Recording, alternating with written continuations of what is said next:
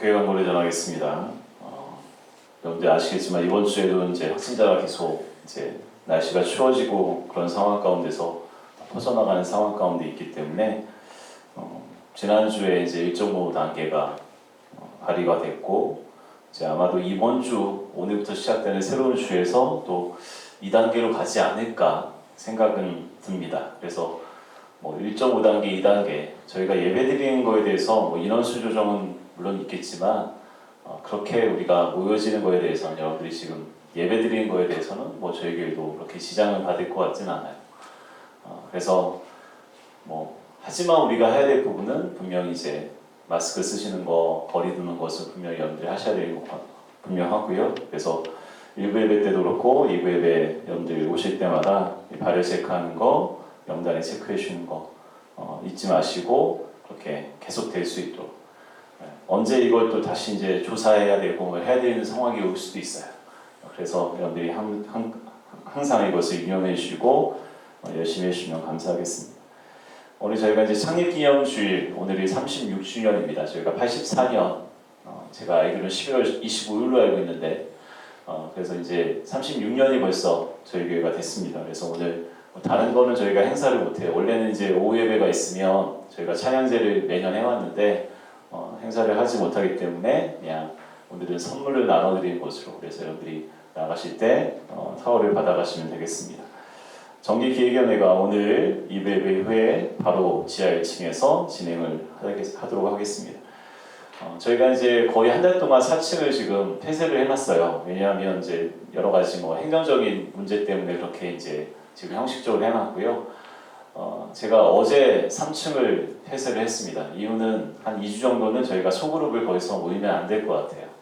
그리고 예배 끝나고 여러분들이 거기서 교제하는 것도 좀 2주 정도는 금하도록 하겠습니다. 저희가 너무나 거리가 가까워서 그래요. 거기가 상이 좀 좁고 여러분들이 앉아있는 곳이 좀 그렇기 때문에 물론 이제 따뜻한 곳이기 때문에 여러분들이 좋아하시는데 저희가 오후 예배도 없고 여러분들이 그곳에서 시간을 보내실 이유가 별로 없기 때문에 한 2주만 그냥 3층은 지금 위에서 지금 신전사님 아이들도 지금 그냥 예배를 사무실에 못 가고 예배를 드리고 있어요. 그래서 좀 불편함이 있겠지만 여러분들이 그 이유는 아시겠죠?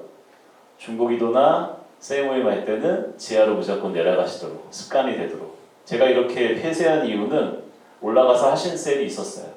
주중에 제가 엘리베이터를 보면 알거든요. 그래서 어쩔 수 없이 이거는 제가 좀 억지로라도 좀 해야 될 것 같아서 폐쇄를 하셨습니다. 그래서 여러분들이 폐쇄라고 해서 너무 긴장하실 필요는 없고요. 그냥 그런 행정적인 이유가 있다라고 생각하시고 이렇게 받아주시면 좋겠습니다. 지난주에 광고를 따로 못했는데 김기호 권사님이 떡을 대접을 하셨고요. 앞에 있는 꽃을 김기호 권사님이 하셨고 마지막으로 과일 장식을 조윤성 권사님이 하셨습니다. 저도 지난주에 과일 장식이 너무 예뻐서 사진을 찍었는데 저 같은 분들이 몇 분 계시더라고요. 그래서 참 힘든 때인데 오히려 가장 아름답게 장식이 됐던 때가 지난주였어요. 참 감사를 드리고 정말 하나님께서 알아주실 겁니다. 그리고 셀리더 교육을 저희가 지난주부터 시작했는데 아마도 소그룹은 좀 대면으로 계속하기가 쉽지 않을 것 같은데 우리가 소그룹은 계속 해야 될 것 같아요. 그래서 방법이 온라인으로 할 수 있는 방법이 있는 것 같아요. 아이들은 줌이라는 걸 가지고 앱을 통해서 하는데 듀오라는 앱도 있고 여러 가지 앱이 있습니다. 그래서 저도 좀 공부를 해서 다가오는 수요 오전 예배 끝나고 그리고 수요 저녁 예배 끝나고 셀리더 교육할 때 제가 이제 여러 방법들을 한번 나눠보려고 합니다. 그래서 지금 여러 멀리 계신 분들과 또 함께 하고 싶은데 함께 하지 못하는 셀들도 있어요. 그래서 한 주는 대면으로 하고 한 주는 비대면으로 할 수도 있고 여러 가지 방법들이 있으니까 우리가 셀 모임을 하지 않겠다라는 이제 닫아놓는 생각을 하지 마시고 방법은 여러 가지가 있습니다. 여러 교회들이 지금 비대면으로 이렇게 온라인으로 하고 있기 때문에 여러분들도 하실 수 있습니다. 70이 돼도 하세요. 걱정 마시고 문제는 이제 셀 리더분들이 모여주셔야 제가 전달이 됩니다. 그래서 좀 시간을 내셔서 우리 셀 리더 교육 때 모여주셔서 진행할 수 있도록 해주시면 감사하겠습니다. 이 시간 함께 말씀 나누도록 하겠습니다. 사도행전 23장 11절 말씀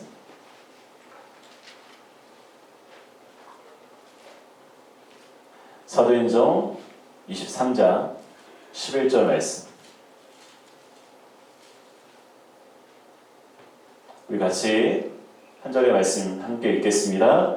그날 밤에 주께서 바울 곁에 서서 이르시되 담대하라. 내가 예루살렘에서 나의 일을 증언한 것 같이 로마에서도 증언하여라 하리라 하시니라. 아멘. 오늘 함께 읽은 본문의 말씀은 바울이 이제 예루살렘에서 고난을 겪는 장면에 이제 그러한 장면 가운데 담겨져 있는 말씀입니다. 바울이 성령에 매여서 예루살렘으로 향하게 돼요. 그러니까 바울이 전도행을 하는 거 보면 마게도니아로 갈 때도 성령께서 막으셔서 마게도니아로 향하게 하셨고, 마지막 이제 바울의 여정을 보면 이제 예루살렘으로 향하는, 그것도 성령에 매여서 하게 돼요. 말씀에 보면. 그런데 바울이 예루살렘으로 가기 전에 어디에 있었냐면 에베소 교회에 있었는데, 에베소 교회 장로들은 강경하게 막았어요. 왜냐하면 예루살렘에 가면 거기에 있는 유대인들이 바울을 가만히 두지 않을 걸 너무나 명확하게 알고 있었기 때문에 그들의 근심 가운데 바울을 가지 못하게 막았어요. 바울은 분명히 예루살렘을 가게 되면 붙잡혀서 많은 고난을 받게 될 것은 뻔한 일이었고요. 바울도 자신이 고난당할 것을 알고 있었습니다. 그런데 바울은 고난을 당할 것을 알고도 예루살렘을 향합니다. 왜냐하면 성령께서 그곳으로 가도록 이끄시기 때문에 주님의 뜻에 순종하는 것입니다. 바울은 에베소 교회 장로들에게 고별 설교를 하게 되는데, 그 자리에서 우리가 잘 아는 말씀을 이렇게 증언합니다. 내가 달려갈 길과 주 예수께 받은 사명 곧 하나님의 은혜의 복음을 증언하는 일을 마치려 하면은 나의 생명조차 조금 더 귀한 것으로 여기지 아니하노라. 바울은 이제 내가 그리스도인이 되어서 주님의 뜻에 따른 청지기가 되었으니, 사명자가 되었으니 결코 내 생명도 내 것이 아니다 라고 고백합니다. 내 생명은 하나님의 것이라는 거예요. 하나님의 손에 달려있다는 거예요. 그렇기 때문에 복음을 증언하는 일을 위해서 마지막 예루살렘이 나를 보내시는 곳이라면 그곳으로 당연히 가겠다는 고백이에요. 그리고 마지막까지 나의 생명조차 주님을 위하여 귀한 것을 여기지 않고 주님을 섬기겠다라고 고백하고 있습니다. 결국 예상대로 예루살렘을 갔을 때 바울은 그곳에서 붙잡혀 고난을 당하게 돼요. 하지만 고난 중에도 바울이 유대인들에게 말씀을 전할 기회를 얻습니다. 자신이 다메섹으로 가던 길에 예수님을 어떻게 만나게 되었고, 자신이 어떻게 변화되어 복음을 증언하는 사명을 감당하게 되었는지 그 이야기를 전했어요. 하지만 유대인들은 반응이 그렇게 좋지 않았어요. 강경하고 대적하며 바울이 유대인과 율법과 회당을 비방한다라고 공격했어요. 그래서 사도행전 23장에 보면, 오늘 함께 읽은 말씀에 그 본문에 보면 바울을 죽이기 전에는 먹지도 않고 마시지도 않기로 맹세한 자가 40명이 준비돼서, 유대인 특공대가 천부장이 너희의 이 사로잡혀 있는 바울을 죽여도 좋다라고 허락만 해주면 죽이겠다고 지금 기다리고 있는 상황이에요. 바울은 지금 죽임을 앞두고 있는 상황이에요. 꼼짝없이 바울은 복음을 증언하는 사명을 감당하다가 예루살렘에서 죽게 된 거예요. 그런데 그 상황 가운데 하나님께서 바울에게 오늘 우리가 함께 읽은 본문의 말씀을 주신 거예요. 그날 밤에 주께서, 바로 죽게 된 그 상황, 환난 가운데 있는 바울에게 그날 밤에 나타나셔서 주님께서 바울 곁에 서서 이르시되 담대하라. 내가 예루살렘에서 나의 일을 증언하는 것 같이 로마에서도 증언하여 하리라 하시니라. 하나님의 말씀을 이렇게 풀어서 말하면 다음과 같아요. 제가 제 나름대로 푸는 거예요. 지금까지 바울, 내가 복음을 증언하기 위해 쓰고 수고하며 달려온 길을 내가 알고 있단다. 바울아, 담대하라. 결코 내가 로마, 즉 땅끝까지 가서 복음을 전하기 전까지 너는 사명을 가졌기에 내 생명은 나의 손에 달려있다. 바울아, 사명자는 결코 죽지 않는다. 내가 너와 함께 할 것이다. 여기 지금 바울은 로마의 장교의 천부장에게 붙잡혀서 재판을 받기 바로 전입니다. 하지만 유대인들은 재판을 받기도 전에 바울을 죽이겠다고 40명이 결사대가 조직돼서 기회를 엿보고 있어요. 천부장이 허락만 해주면 바울은 그 자리에서 죽임을 당할 거예요. 하지만 바울은 확신을 가지고 있었습니다. 자신의 생명도, 자신의 앞으로의 사역도, 자신의 모든 것이 다 주님의 손에 달려있다는 확신이. 물론 예루살렘에서 그냥 순교당하는 것이 하나님의 뜻일 수도 있어요. 하지만 하나님께서는 또 다른 계획을 가지고 계셨습니다. 바울의 계획이 아니라 바로 하나님의 계획이. 그 계획은 바로 바울 내가 예루살렘에서 나의 일을 증언한 것 같이 로마에서도 증언하게 되리라 라는 것이었습니다. 주님께서 그 약속의 말씀을 주셨어요. 그렇게 바울은 담대할 수 있었습니다. 주어진 삶에서 내가 주님의 뜻대로 복음 증언하는 이 사명을 붙들게 되면 하나님께서 나의 삶을 책임져 주실 것이라는 확신을 가지고 기쁨으로 그렇게 살았다는 모습을, 살게 된 바울의 모습을 보게 됩니다. 지난 주일이 우리가 추수감사 주일이었습니다. 감사의 절기를 우리가 보내는데 다들 마음이 무거워 보였습니다. 1년 동안 이 코로나 바이러스로 인해서 몸도 지치고 생업도 힘들고 가게 경제 사정도 힘들기 때문에 마음이 아마 무거웠을 것 같아요. 하지만 이럴 때일수록 우리가 다시 기본으로 돌아가야 됩니다. 우리의 감사가 우리가 살아가는 환경 때문에 나오는 것입니까? 여러분 2020년이 코로나 바이러스가 없고 우리가 살기가 편하고 경제적인 사정도 좋았다면 여러분들 그렇다면 하나님께 감사드리실 겁니까? 지난 1년이 힘들고 어렵다면 여러분에게 감사와 기쁨을 찾아보기 힘들어야 합니까? 여러분들 우리의 환경의 변화 때문에 달라지는 것이 감사와 기쁨이라면 여러분들 그것은 온전한 그리스도의 모습이 아니라고 믿습니다. 여러분들 우리의 감사와 근원이 어디에 있어야 됩니까? 여러분들 우리의 기쁨의 근원이 어디서 나옵니까? 하나님께서 나의 아버지가 되시고 나를 지키시는 주님이 되신다는 이 믿음에서 나오는 것이 감사요 기쁨이 아니겠습니까? 그렇다면 우리는 우리에게 맡겨주신 사명에 충성을 다하면 그뿐입니다. 우리의 생명을 다스리시고 주관하신 분은 주님이십니다. 우리가 사명을 다할 때 하나님께서 우리를 바라보시고 기뻐하시며 우리를 보호하시고 인도하실 줄 믿습니다. 여러분들 하나님이 그렇게 해주지 않으시더라도 우리는 하나님의 뜻을 따르며 주님만 섬기며 그 길을 달려가는 거예요. 여러분들 그것이 믿음의 길입니다. 오래전에 읽었다가 다시 이제 올해 말씀을 준비하면서 다시 펴들게 된 책이 있어요. 10억 분의 1의 기적이라는 책입니다. 이 책은 여러분들 꿈꾸는 다락방이라고 아마 들어보셨을 거예요. 읽어보지는 못하셨어도. 이 책을 써서 이 책이 아마 제가 알기로는 70만 분과 엄청나게 많이 팔렸어요. 그래서 일야 갑자기 베스트셀러가 작가가 된 저하고 이제 나이가 비슷한 저보다 좀 어린데 이지성이라는 작가가 있는데요. 그 작가가 크리스천입니다. 자기가 크리스천으로서 우연하게 이제 1950년에 미국에서 일어나는 일을 알게 돼서 그것을 이제 우연히 그 사건을 이제 재구성해서 쓴 책이 바로 10억 분의 1이라는 책이에요. 아주 짧은 책이에요. 한 90페이지밖에 되지 않습니다. 1950년은 미국에서 많은 일이 일어난 해입니다. 학자 메슬로우와 칼 로저스가 인간이 다른 모든 가치에 우선한다라고 주장하면서 인본주의 시대를 열었던 시대가 바로 1950년이에요. 오리건주에서 시작된 UFO 목격담이 전국으로 퍼져가면서 연약한 사람들이 미혹했던 때예요. 현대 컴퓨터의 원형이라 할 수 있는 레드바 컴퓨터가 발명된 해가 1950년입니다. 바야흐로 미국식 물질 문화, 세속 문화가 막 꽃을 피우기 시작한 그때. 그런데 네브라스카주에 위치한 베아트리스라는 작은 시골 마을에는 미국 전역을 뒤덮은 이 세상 문화와 상관없이 하나님의 문화에 젖어서 살고 있던 사람들이 있었어요. 특히 베아트리스 마을에 위치한 이 웨스트사이드 교회의 성가대원들이 바로 그 주인공들이었습니다. 그날은 1950년 3월 1일 저녁에 있었던 일이에요. 그날 저녁에 교회에서는 성가대 정기 연습이 있었습니다. 그러니까 주일날도 모여서 성가대 연습을 하고 예배드리고 또 예배 끝나고 연습을 하지만 그게 모자라니까 주중에도 성가대 연습을 하루를 나와서 7시 반에 모여서 성가대 연습을 합니다. 교회 목사님과 사모님, 어린 자녀 포함해서 15명의 성가대원들이 주일날 드릴 이 성가대 찬양을 위해서 평일 저녁 7시 30분에 모여서 매주 연습을 한 거예요. 한 주도 빠지지 않고.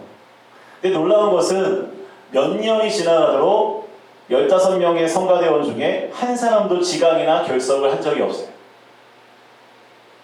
엄청난 일이에요. 15명이 한 사람도 연습이에요. 주일날 성가대가 아니라 연습, 그것도 평일날 7시 반에 직장 갔다 와서 연습하는데 한 사람도 지각이나 결석을 한 적이 없어요. 여러분들 그날도 평상시에 그랬던 것처럼 성가대원들이 연습 시간보다 일찍 집을 나서기 시작했어요. 한 사람씩 한 사람씩.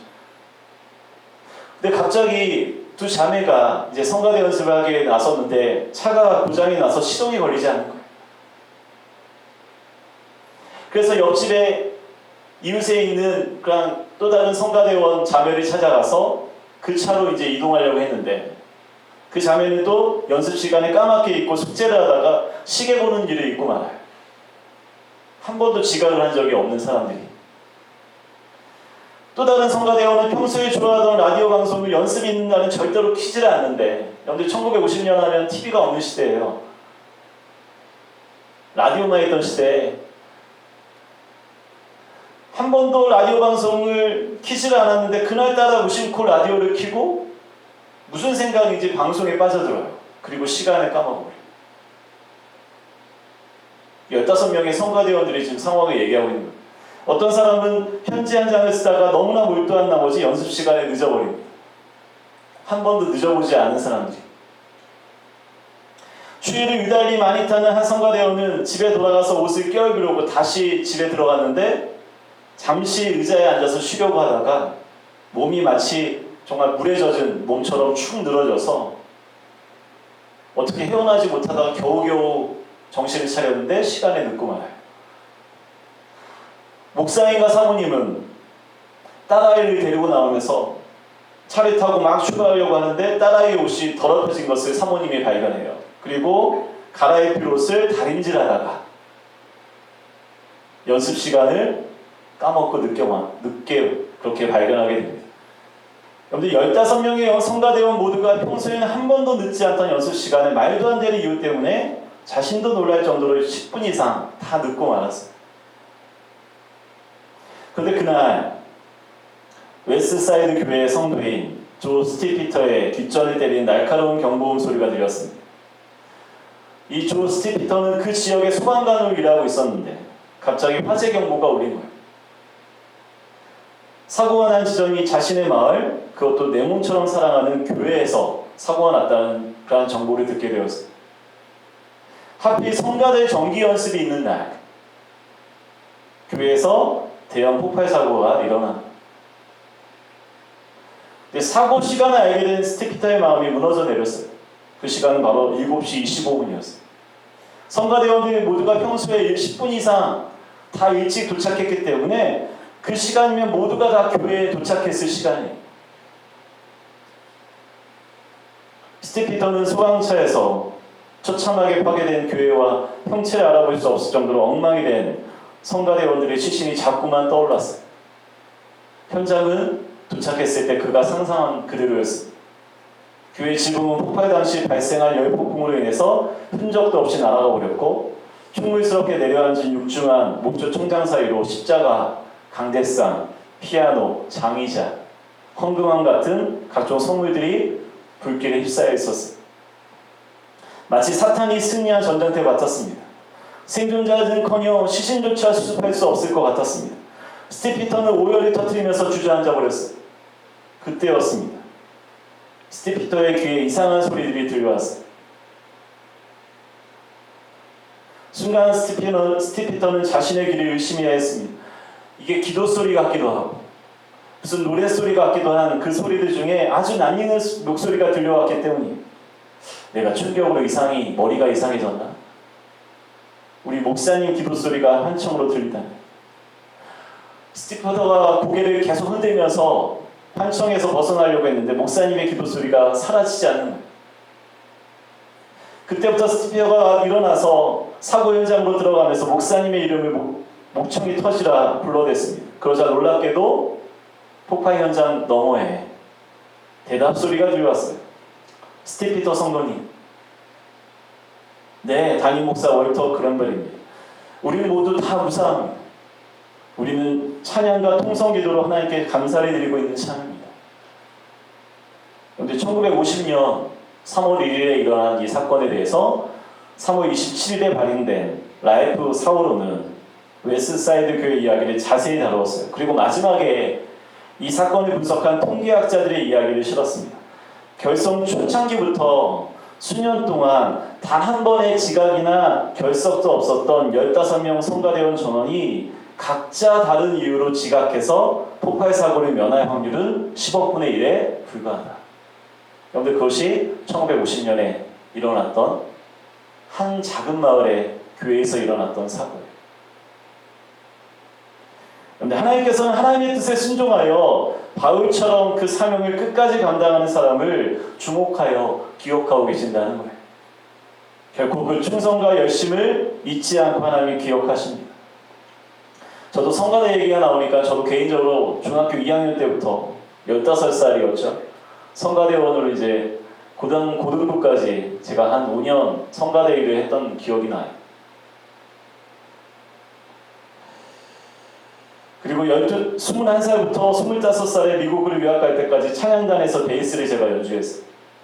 지금 이제 저희 교회도 베이스가 어디 빌려있다가 사라져가지고 베이스 칠 일이 없는데 지금 치라고 해도 칩니다. 왜냐하면 제가 한 10년여를 쳤기 때문에.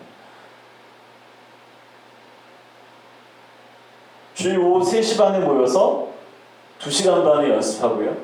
그리고 그날 저녁 7시 반 예배에 제가 4년 꼬박 썼어요. 한 번도 빠지지 않고. 물론 교회 성도들이 알아주지 않고 기억해주지 않을 만큼 아주 작고 보잘것없는 사역이었어요. 뭐 중고등부 성가대가 뭐 이렇게 주목을 받겠어요. 주일날 뭐 저녁 예배 때 이 앞에서 찬양하는데 뭘 그렇게 성도들이 알아주겠어요. 하지만 자신의 주어진 자리에서 하나님께서 원하시고 기뻐하시는 사명을 성실하고 충성되게 한 것을 반드시 하나님은 기억하고 계신다는 거예요. 우리의 삶을 그냥 내버려 두시는 게 아니라 그 충성된 사명자를 하나님이 기뻐하시고 주님께서 지켜주신다는 거예요. 하나님은 지금도 하나님의 이름이 증거되는 자리, 복음을 증언하는 자리, 말씀을 담대히 증거하는 자리에 서 있는 우리를 기뻐하며 바라보고 계신 줄 믿습니다. 그리고 우리의 수고와 헌신을 기억하시고 우리의 삶을 주님께서 책임져 주신 줄 믿습니다. 지난 금요 심야 기도회 때 잠시 나눴지만 그때 몇 분 안 계셨기 때문에 다시 나눠도 별 무리는 없을 것 같아요. 이 시간에 함께 나누고 싶은 책이 한 권이 더 있습니다.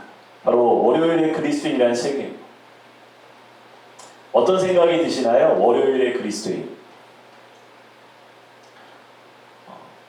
작가가 뭘 말하고 싶은지는 대충은 아실 거예요. 주일의 그리스도인이 아니라 월요일의 그리스도인. 이 책의 표지에 이런 글이 쓰여 있습니다. 주일을 제외한 6일, 당신의 하나님은 어디에 계십니까? 잠시 헤어졌다 다시 만나는 관계입니까? 아니면 늘 함께 하시는 분이십니까? 이 책은 기업체에서 사목으로 사역하시는 최영수 목사님께서 쓰신 책이에요. 이 목사님은 저희 같은 이제 지역교회에서 사역하신 게 아니라 이랜드부터 시작해서 여러 이제 기업체 그 직장인들을 대상으로 사역을 하신 20년 넘게 사역을 하신 목사님이세요. 이 최영수 목사님이 이런 질문을 합니다. 지난 한 주 자신의 일 속에서 하나님과 동행했던 경험을 이야기해 보세요. 그러한 질문에 분명하게 답하는 그리스도인들을 거의 보지 못했다라고 이야기하십니다. 월요일 일터로 출근할 때 일 속에서 하나님과 동행하는 삶을 기대하며 오늘도 나와 함께 하실 주님에 대한 기대감에 충만하여 일터로 향하는 그리스도인이 그리 많지 않다는 그 이유가 많은 그리스도인들에게 일터에서 하는 일은 신앙생활과 별로 관련이 없다고 생각하기 때문에 대부분의 그리스도인들은 말씀과 기도로 주님과 교제할 때 신앙생활을 하고 있다고 생각합니다. 하지만 일주일의 대부분이 직장에서나 가정에서는 주님과 함께하는 삶을 살지 않고 있는 거예요. 그래서 이 월요일의 그리스도인이라는 책은 당신은 월요일에도 주님과 동행하고 있습니까? 라고 우리에게 묻고 있는 거예요. 묵직한 그런 질문이에요. 여러분들 한국교회가 놀랍게 부흥의 시기를 경험했어요. 그런데 한국교회를 바라보면서 그저 교회가 크게 부흥했다고 그것을 긍정적으로 바라보는 시선이 많지 않습니다. 오히려 부정적으로 바라보는 시선이 많습니다. 왜냐하면 한국교회가 부흥이 됐다고 해서 한국 사회가 바뀐 것이 하나도 없기 때문입니다. 한국교회가 부흥이 됐다고 한국 사회가 더 정직해지고 더 깨끗해지고 더 사랑이 넘치는 모습으로 바뀌었는가? 전혀 아니라는 거죠. 세상 사람들은 교회 다니는 성도들을 바라보면서 자신들보다 더 정직하고 더 깨끗하고 더 사랑이 넘친다고 생각하지 않아요. 왜 그렇게 생각할까요? 우리가 하나님을 만나지 못하고 우리의 삶이 변화되지 않으니까 그것을 통해 뭐가 증명되는 거예요? 그래서 우리가 교회만 다니고 있다는 게 증명되고 있는 거예요. 주일날 교회는 나오는데 예배를 드리는데 우리의 일주일의 삶 가운데 함께 동행하시는 하나님을 경험하지 못하고 하나님의 뜻 가운데 순종하는 삶을 살지 못하는 거죠. 내가 가정을 섬기고 직장을 섬기는 사역자라는 인식이 전혀 우리 가운데 없다는 거예요.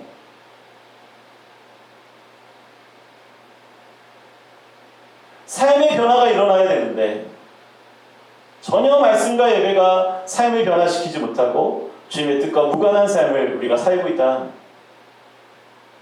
최영수 목사님은 길을 가다가 이랜드 같은 기독교 기업체에서 내건 광고를 자주 보셨다고 합니다. 그 광고 문구가 아주 간단해요. 주일은 쉽니다. 이랜드 말고도 많은 제약회사도 있고요. 여러 회사들이 그러한 문구를 이제 그 고속도로 같은 데도 이렇게 걸어놓은 걸 우리가 봐요. 주일은 우리의 쉽니다. 우리는 기독교 정신이 가진 기업체이기 때문에 주일에 손해를 감수하더라도 쉰다. 우리가 예배드리기 위해서 교회를 나가야 되기 때문에 우리 기업체는 다 문을 닫는다라는 긍정적으로 보여지는 이미지 광고예요. 근데 그렇게 긍정적으로 보여지는 광고지만 이 최영수 목사님이 어느 순간부터 이러한 것이 진짜 믿음이 좋은 것인가 라는 회의가 들기 시작한 거예요. 과연 주일에 기업체의 문을 닫고 모든 사람들이 교회 가게 하는 것 그것 자체만이 진정 좋은 믿음인가? 단지 주일에 우리가 일을 하지 않고 철저하게 주일 예배를 드린 것만이 진짜 믿음을 나타내는가? 라는 질문을 하기 시작한 거예요. 여러분들이 월요일부터 토요일까지 일터에서 자신이 그리스도인으로서 말하는 것과 행동하는 것을 통해 자신의 믿음을 우리가 드러낼 수 있는 것 그것이 더 중요한 믿음이 아닌가라는 질문을 하기 시작한 겁니다.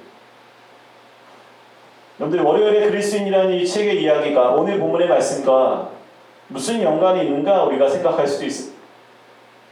하지만 저는 여러분이 오늘 주일 하루가 아닌 여러분의 삶의 자리, 즉 가정과 직장과 지역사회에서 그리스도인으로서의 사명을 감당할 수 있기를 바라는 마음에서 이 책의 내용을 제가 잠깐 나눈 거예요.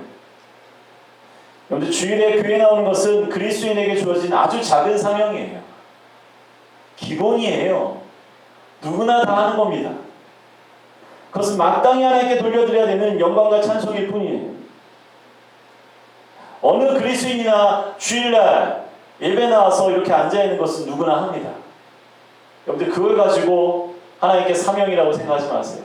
그건 마땅히 해야 되는 거예요. 하지만 당장 월요일부터 여러분의 삶의 자리에 돌아가서 그리스도인으로서 살아내는 것은 분명히 다른 차원의 이야기예요. 그래서 그렇게 살아갈 자신이 없는 성도들은 자신이 그리스도인이라는 것을 직장에서 말하는 것조차 두려워해요. 말을 안 하는 성도들도 많이 있어요.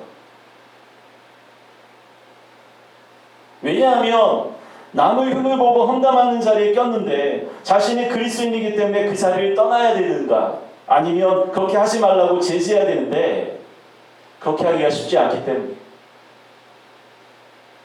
그리고 세상에서 쉽게 하는 남을 대접하고 접대를 하고 뇌물을 주는 일에 대해서도 내가 그리스도인이기 때문에 그러한 방법은 불의한 방법입니다.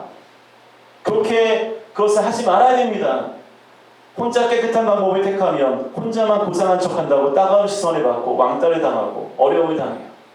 그 상황 가운데 내가 그리스도인이라는 것을 나타내기가 쉽지 않아요. 그런데 그런 때에도 내가 손해를 보고 희생을 감수할 때에도 내가 그리스도인이라는 것을 끝까지 붙들고 사명 감당할 수 있겠습니까? 쉽지 않기 때문입니다. 과연 여러분들은 그러한 상황 가운데 그리스도인이라는 것을 붙잡으실 거예요? 여러분은 가정에서 또 직장에서 그리스도인으로서의 사명을 얼마나 최선을 다해 감당하고 있습니까?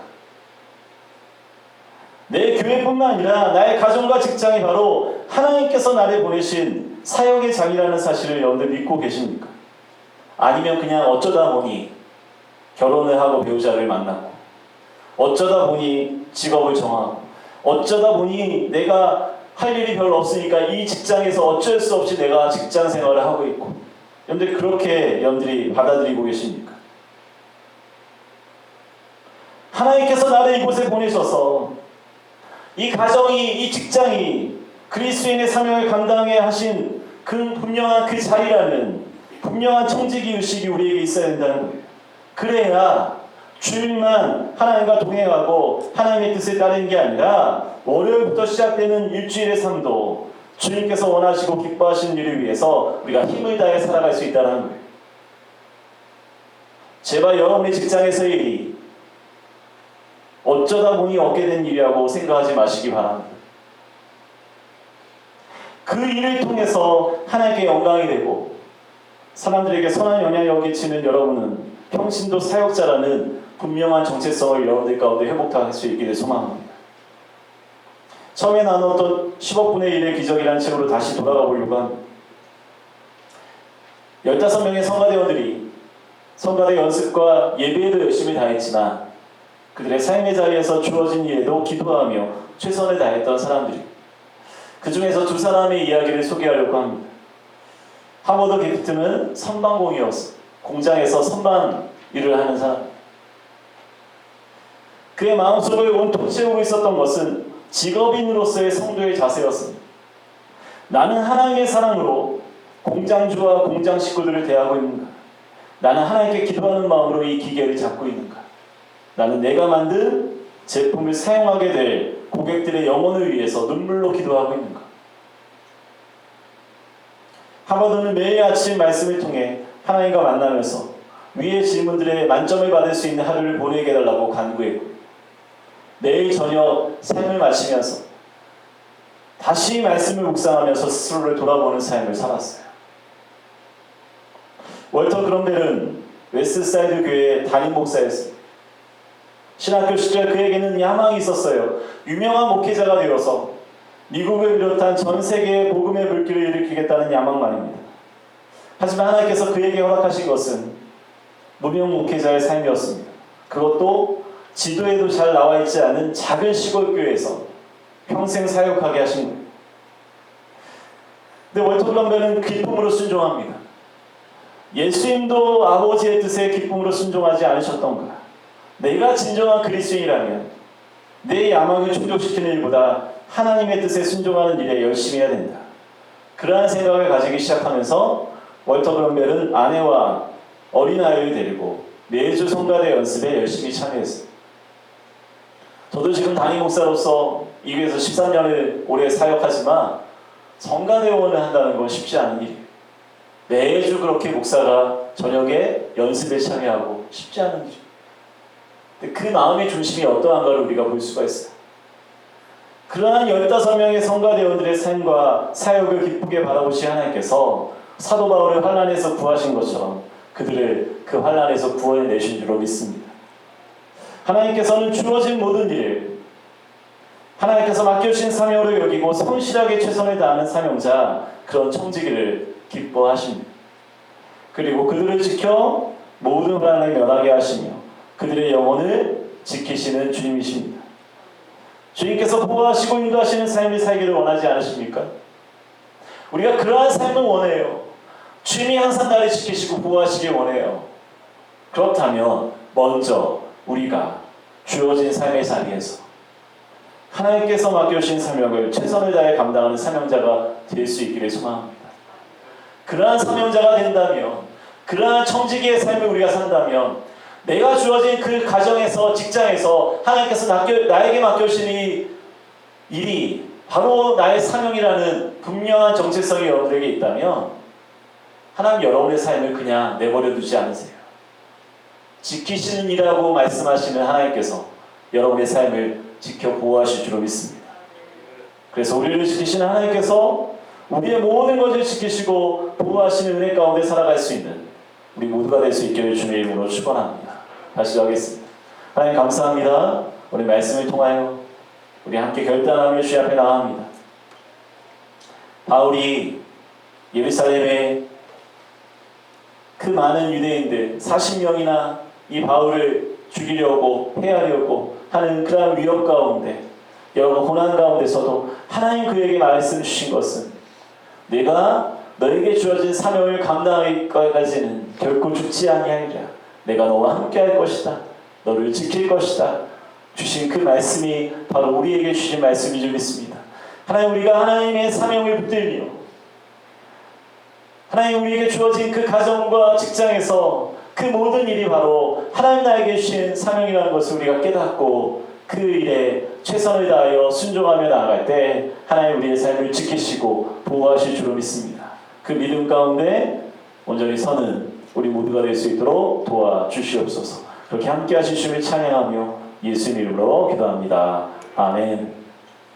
시간 함께 찬양하시며 준비하신 예물 드리시고 함께 결단하겠습니다.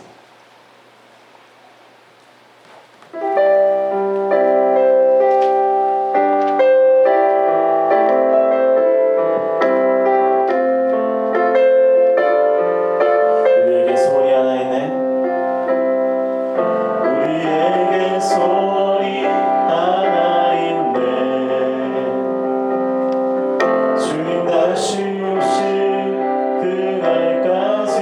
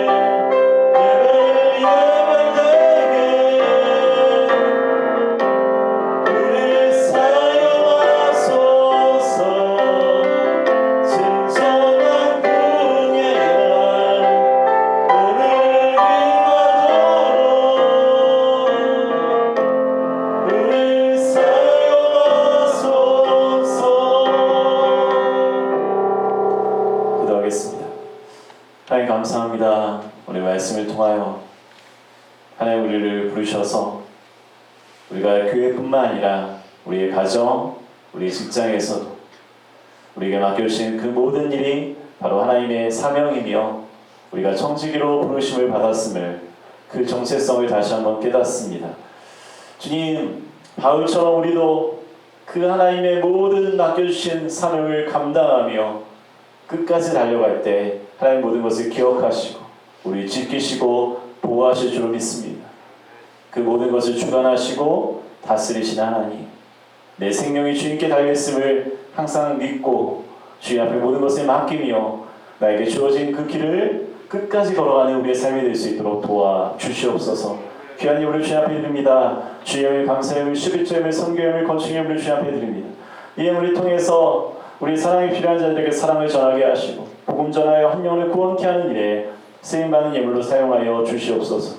주님 앞에 간구하는 기도의 제목을 적어 주님 앞에 올려드립니다. 우리는 할 수 없지만 주님 능히 하실 수 있기에 믿음으로 구하오니 하늘의 복과 땅의 복을 우리 충만케 하시며 하나님 우리에게 허락하신 이 복이 민족과 해방의 많은 사람들이 올라갈 수 있도록 주여 우리를 사용하여 주시옵소서. 이제는 우리 주 예수 그리스도의 은혜와 아버지 하나님의 무하신 사랑과 성령님의 강함으로 충만하신 종이 우리 함께 말씀을 통하여 내가 서 있는 이곳이 나의 가정이 나의 일터가 바로 하나님이 나에게 주신 사역의 장임을 깨닫고 주님 그 사명 끝까지 감당하며 달려가겠습니다. 믿음으로 결단하는 사랑하는 모든 성도들 머리 위에 이들의 가정과 일터 위에 이제부터 영원까지 함께 하시길 간절히 축원하옵나이다. 아멘.